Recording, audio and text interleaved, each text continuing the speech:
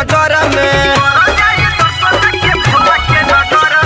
धान के बाटे चल यशोदेव घर में कर जाई दर्शन के भोला के नगर में कहाँ जाए खैनी के मौली के देले पानी कूटी रहब तू सबसे आगारी हो पिला बाबा के बूटी रहब तू सबसे आगारी हो पिला बाबा के बूटी पिला बाबा के बूटी बड़ी शंकर भगवान की रहब तू सबसे आगारी हो पिला बाबा के बूटी हार जनी हिम्मत ए बामजी बांधिल तू माथे पे पहरिया कठिन बाटे चहलल डगरिया छलके नदी तू गहरिया ले लो फंगिया धतुर बेल पहाता भोले बाबा से जुटे जाई नहाता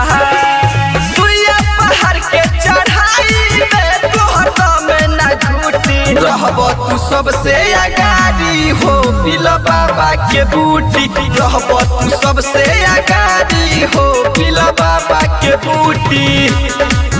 पिला बाबा के बूटी रहब तू सबसे आगारी हो पिला बाबा के बूटी उठी नहीं पहुआ में दरद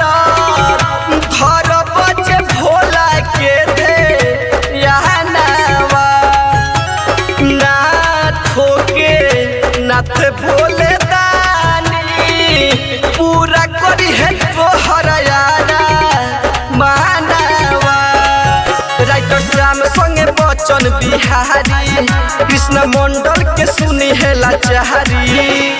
मारे लाचार चिलम गाजा हो भला भर मुठी रहब तू सबसे आगारी हो पिला बाबा के बूटी रहब तू सबसे आगारी हो पिला बाबा के बूटी।